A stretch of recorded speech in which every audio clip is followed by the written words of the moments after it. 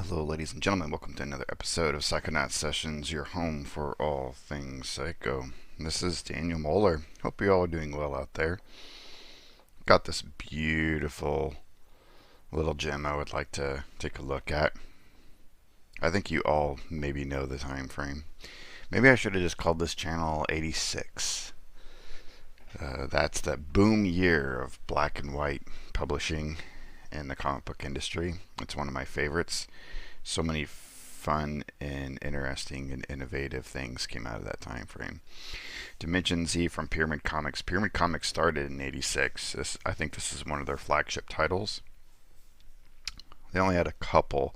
They evolved over the years. I can't remember. They changed their name in the early '90s. About the early to mid 90s, they became Massive Raiden Studios. They even acquired the Robotech license, but then I think they folded around 96 when the market was crashing. But here we have Dimension Z by Rick McCollum and Paula Anderson. Paula Anderson, they're both married. Paula Anderson is a science fiction writer. I've not been able to kind of get a decent bibliography of her work, so I'm still currently doing research on that. And Rick McCollum is a very interesting artist. He has done a lot of work for various independents in the industry throughout this time period. I don't really see anything that he's done from the 90s onward, but he did some work for Teenage Mutant Ninja Turtles. Of note. And, well, I mean, this came out in the 90s. I think the last thing was Screaming Masks through Tundra. So definitely some interesting stuff. I've seen Screaming Masks come up on my radar quite a few times. After checking out this work, I'm totally going to go for it. This cover is a little bit interesting because you can tell it's fully painted, even the logo. It might actually be marker on the logo. But we got some nice watercolors here on top of screen tones at the same time. So fun choices. This cover completely drew me. This is like the perfect dynamic for everything that I love. So let's kind of dive into it. Pure black and white bliss. So pardon the glare. I don't know what's going on there. But basically, we are being introduced here in the editorial to Dimension Z and what Dimension Z actually is. I'm a little jealous because I thought I had a Dimension Z in my own little comic book universe that I've been creating on the side. And it turns out that's already been taken. So thanks, Paula and Rick. Really appreciate it. But it's the sky of Dimension Z is kind of in the inverse. So it's a white sky with black stars, black suns. It's sort of like a reverse world, and we get like a little glimpse of it here. But what we got is a kind of a juxtaposition between two different figures, one of them in Dimension Z, one of them on Earth. This figure in Dimension Z is getting experimented upon and is receiving visions of Earth in that experimentation. The other one is an Earthman who's having dreams of Dimension Z, so I think we can kind of know where this is going. We're already getting some glimpses into Rick McCollum's artwork and just how insanely detailed that he can be without a whole lot of sketch lines, cross-hatching. He just wants to put intricacy into the actual design of his work, and we see that here in this panel. These guards that are guarding this experimentee. It's a pretty cool lettering there. I believe he did the lettering as well, but I could be wrong. So let's kind of dive in. And now we're getting a pretty decent glimpse of what Dimension Z looks like. We've got all sorts of weird flying creatures, just some horrific, architecture. If you look closely, there are faces within the brick. screaming faces, just this cold sort of world with those black stars, just gorgeous. So we get more juxtaposition of that world and this, individual who's being experimented upon, and then this guy from Earth who's actually a Marine, and he's just kind of like, having flashbacks from the war, so on and so forth. This is a very big thing in the 80s. Veterans and, recollecting Vietnam and things like that. Huge, huge storyline trope. And I don't mean that word negatively when I say trope. But it was just, it was in the consciousness, in the mind of everyone at the time. We get a little bit more of this Dimension C network, and I was a little confused at first, but it began to make sense that there's this group called the Syndic that rules everything, but the Syndic is really one person. But with all these worlds in this universe in Dimension Z, the Syndic appears in different ways and always has like a secondary person next to them. And that wasn't, again, it wasn't 100% clear at first, but I think it's like they're trying to lead you up to it so you understand. So every world perceives the Syndic differently. Just, I would like to kind of move on, but we do get a glimpse of the Syndic here going into their personal quarters. And then what we got is basically a little girl and her mother. And that's who's ruling Dimension Z, this demonic little girl. And her mother who's just pandering to her. Look at this. So there's just crazy, this is almost psychedelic, but what I love about his work too, it's got that kind of blockiness of the Teenage Mutant Ninja Turtles sort of vibe, but it's almost like a quilt or a computer chip. There's just every single aspect of these panels have something hidden in them. I've gone through this comic multiple times, and I keep finding something completely new. So we have this girl kind of talking with her mother, and she wants Earth. And the mother's asking why, and she's like, I want to play with it. So just horrible, like, demonic girl who's ruling everything. I didn't notice that before. Some kind of figure trapped. So it looks beautiful at first, right? So Dimension Z, when I first was looking at it, I was like, this place looks awesome. Like, why is the text trying to formulate it as something horrible? But as you dive further into the art, there's these horrific things hidden within it, with over top of all this very intricately designed glamour, kind of Art Deco-ish, mixed with sci-fi. This is blowing my mind. This comic is blowing my mind. So we go back to Earth. We see a little bit, and Earth is just as beautiful. There's a lot more things hidden in the Dimension Z realms, but it's still just as beautiful.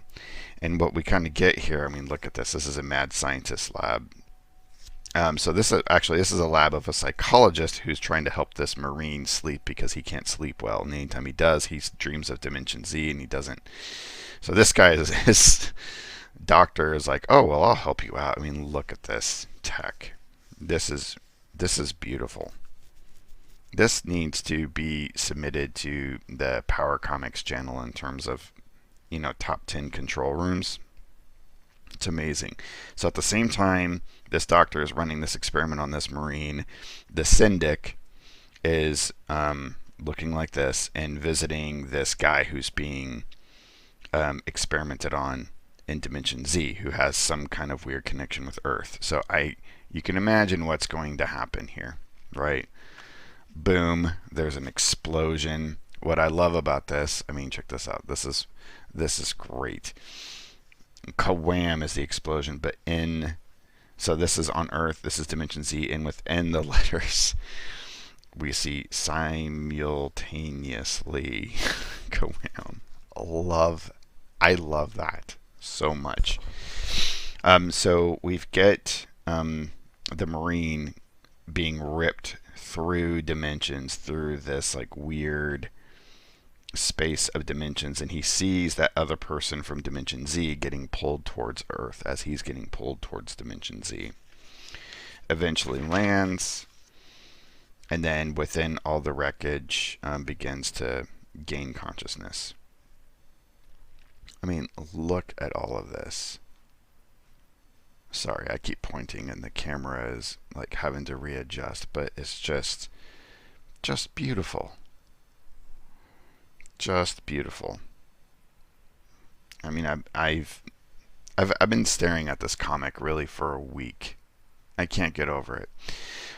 So it's divided into multiple parts. So, you know, a few weeks later, Kevin, the Marine, is basically just hanging out. The Syndic has taken him as her little plaything, and put some kind of weird little like contraption in his shoulder, which allows them to be able to monitor him, I guess. Or it's not really described what's going on. But she's trying to just, you know, play with them and like get him to be one of them, and he's just like, this is weird. Look at this. We got floating lizardmen on little floating pods. This is just beautiful. So he's musing. He's kind of thinking this is a probably just an extended dream, and I'm still in that experiment with Mr. Scientist guy that was going to be helping me out. And we get the girl kind of talking with her mother, and it's like, you won't accept my gifts, and blah, blah, blah. And she's like, you know, you're such a good girl. And the little girl's musing about kind of, you know, starting to make things a little worse on the guy and putting some pressure on him because she really wants him to be assimilated. So she hosts a party and brings him in, and I mean, look at this. Remember what I said about his artwork being like a quilt? There's so many different things being interwoven.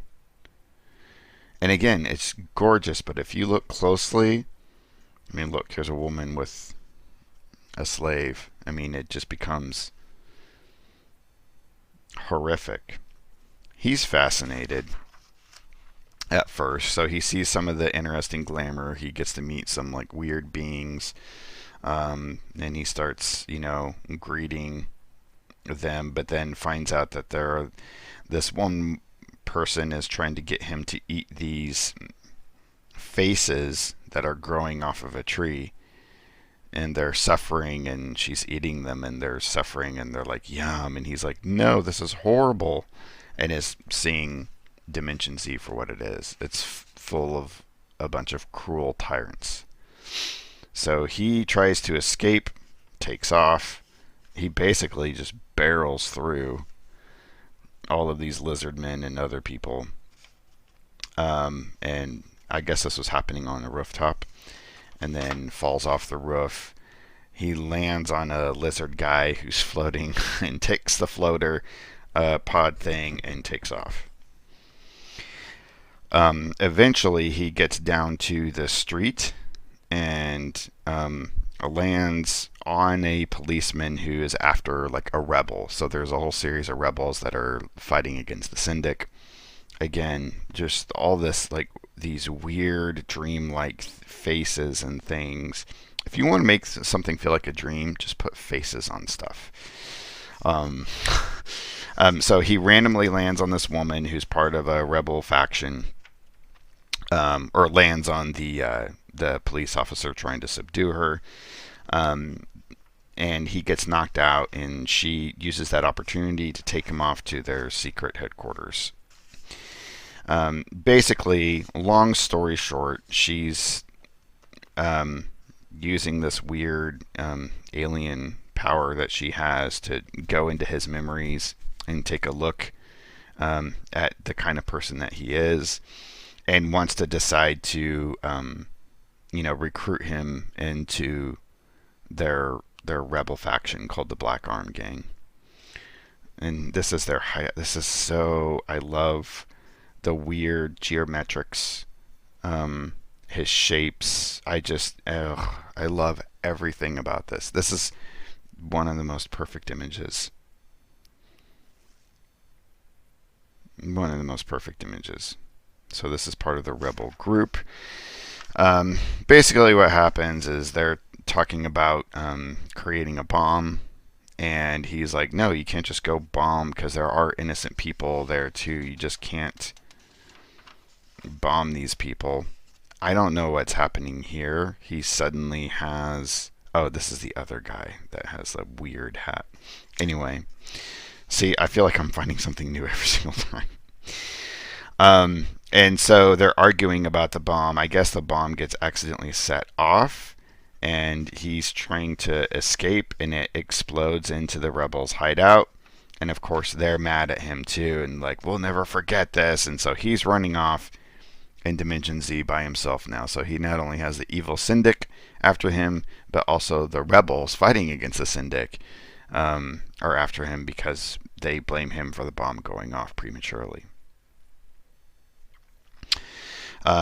So that's issue 1. I have issue 2. I cannot find issue 3. I'm not sure if there was an issue 3.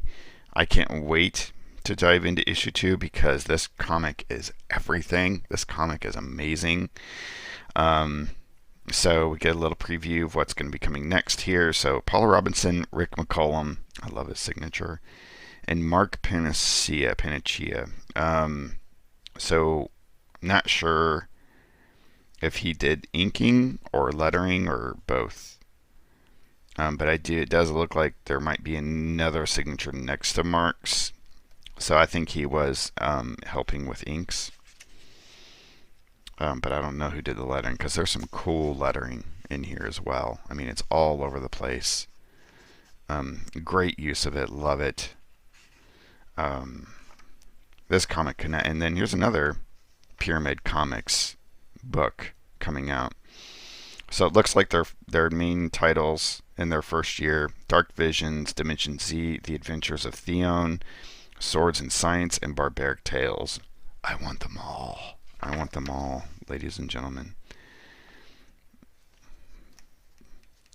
That's beautiful. Anyway, Dimension Z, ladies and gentlemen, part 2 will be coming your way soon. I've got it in my stack, ready to devour. Love this book. Thank you, Paula Robinson and Rick McCollum, for creating this beauty and bringing it out into the world. Everybody out there, stay safe, stay healthy, keep it psycho.